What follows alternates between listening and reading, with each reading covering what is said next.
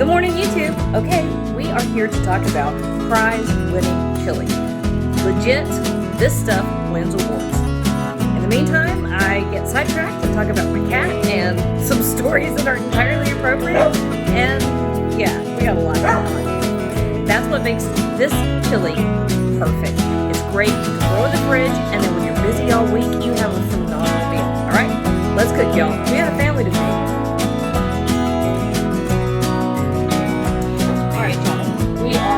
Get started on our chili.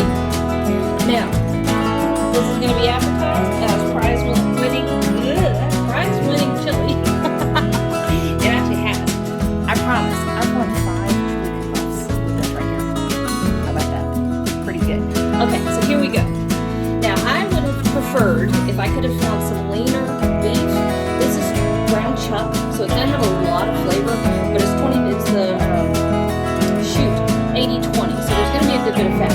Fat is also flavor, okay? Don't forget that. Yes. My baby. Fat is also flavor. I got distracted.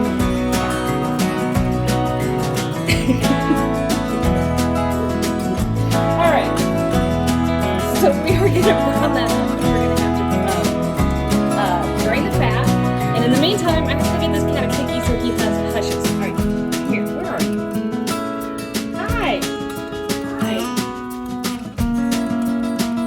This is Baby. Baby wants a cookie. Alright, Baby completely threw me off my groove. I have to admit, I got really tickled over this silly cat. Alright, so Baby is now happy. We got 3 cookies, so that's good. And I've got this ground beef over here browning, which means I've got it, medium heat. I'm giving it a stir every once in a while. And I have about 2.5 cans, okay? Now we're back on her. Now I can think. Alright, so while this is browning, we're going to brown it and then we're going to drain the extra grease that comes off. While it's browning, we're going to chop a whole bunch of vegetables. Alright? So here's what we have going on. We have beef browning in here. Then we have, I'm going to chop all this and throw it in the bowl because it's going to go in here next. A couple of jalapenos, a couple of Anaheim peppers, a couple of bell peppers, and I have 4 relatively small onions and about 5 or 6 cloves of garlic. All of this is going to get chopped up real quick. I'm going to throw it in this bowl and wait for the drained ground beef to be ready for the next step.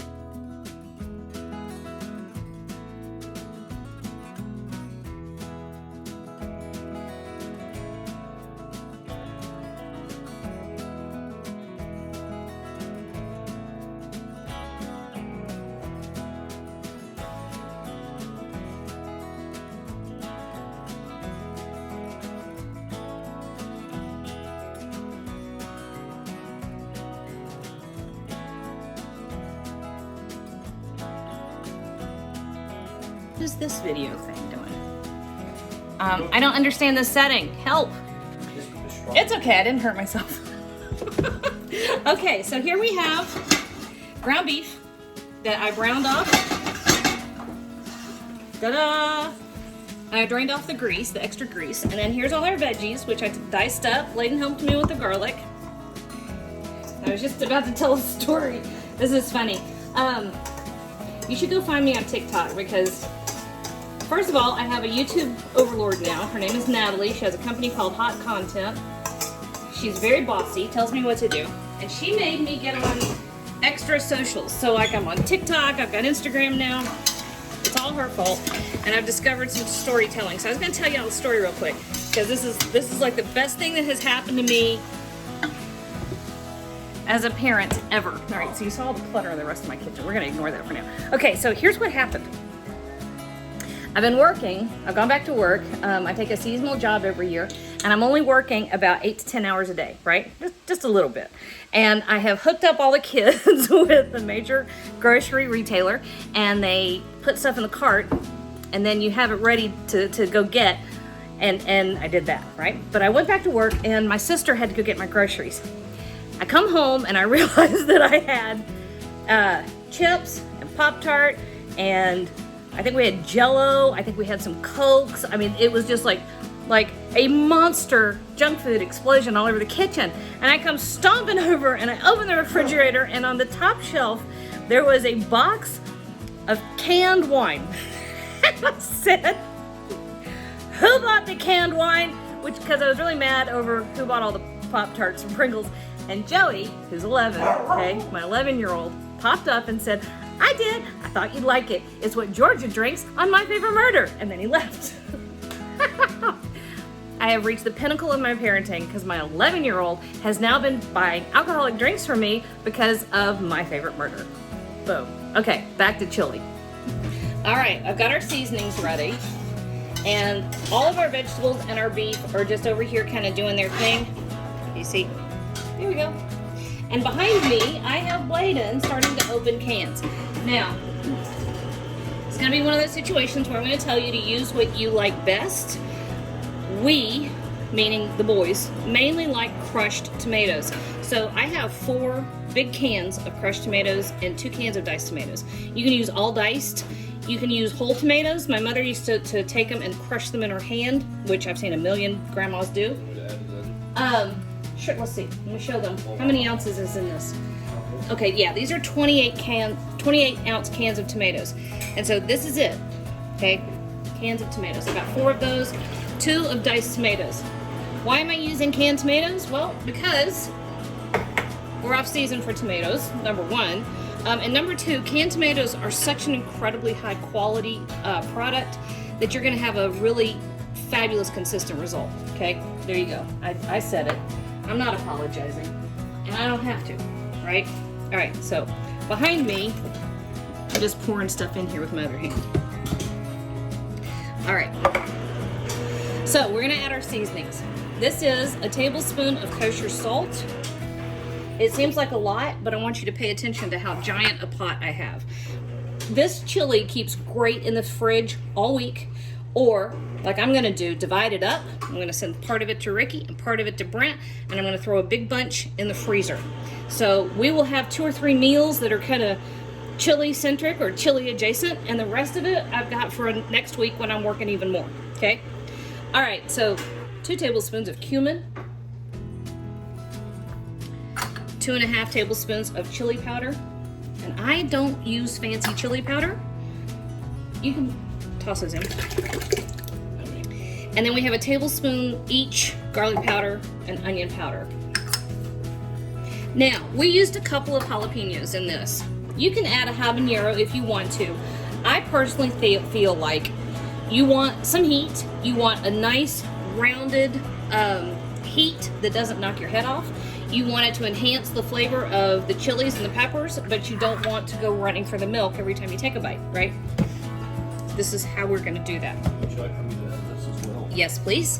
So I have about a teaspoon and maybe a teaspoon and a half of cayenne pepper. Not a ton of cayenne. And you wouldn't use that much for a smaller batch. I also have a good tablespoon of black pepper, and I have a teaspoon of red pepper flakes. And that's going in there with our 2 jalapenos. This is for a family. We don't want to take anybody's head off. Well, we'd rather not. I used to make this for your grandfather, and Daddy couldn't handle heat, so we had to tame it down for Daddy. So this is how we do that. Okay. The only thing we're missing, and I'm going to run to the store in a minute because this is going to simmer for an hour or 2. The only thing we're missing here are the rest of the tomatoes, which Bladen's going to throw in here, and about a tablespoon of oregano. No, it won't be Mexican oregano. I can't get Mexican oregano here. Not even the Mexican stores? I've checked a couple places, they don't have it. And I know that plain old dried oregano at the grocery is not authentic. I know that. I wish I could get the real thing. I can't. But I'm gonna do the best I can, and it ends up being really fabulous chili. So this is gonna simmer for an hour or so. Only other thing we're gonna add to that is get our beans ready. Yes, we do chili with beans. I'm not apologizing. Okay, I went to the store, got oregano. All right, let's do this. So here we go. This has just been slowly coming up to a simmer, and you see how it's just beginning to get some movement. This is perfect. We don't want it to boil any harder than that. And actually, when we add these beans, it's gonna drop the temperature right back down a good bit. And then we'll have to be patient, but you want about that much movement, and you wanna give it about an hour. So I went to the store. They did not have regular oregano. They had ground oregano. The good news is it's really kind of fresh. You can smell it. It's got great aroma. It means it's gonna have great flavor. So a good tablespoon of that. If you have regular oregano leaves, use 2 tablespoons, okay? Because they're a lot fluffier. And if you have fresh oregano, use 2 tablespoons. Love oregano. You can't overdo it in this dish. All right, so right here, I have pinto beans and black beans. These are just 2 cans each, the regular cans, so the ones that are like 14 ounces. I drained them in a little sieve right here, and then I rinsed them real well to get rid of that weird smudgy juice. And I think that is probably an industry term for that's whatever. I don't know. If you can't tell by how disjointed I've been in this video, it's been a day, I tell you what. All right. So this is it, y'all. I know this seems like it was kind of pretty simple, but the fun thing is, it's really pretty simple, right? So we're gonna simmer for an hour, and then it's ready. Boom. Okay, the kids are circling, so we better get going. We've had about an hour and a half of our chili just simmering away on top of the stove. Here is what the pot looks like. So you don't want a ton of movement in there. A little bit, but not a ton. All right, and this, y'all, I like covering this with a little bit of cheese and some sour cream, and I've got some fresh cilantro. But you can eat it straight up, just boom. And it is so good. The fun thing is, as much as this stuff is delicious, it's that good for you.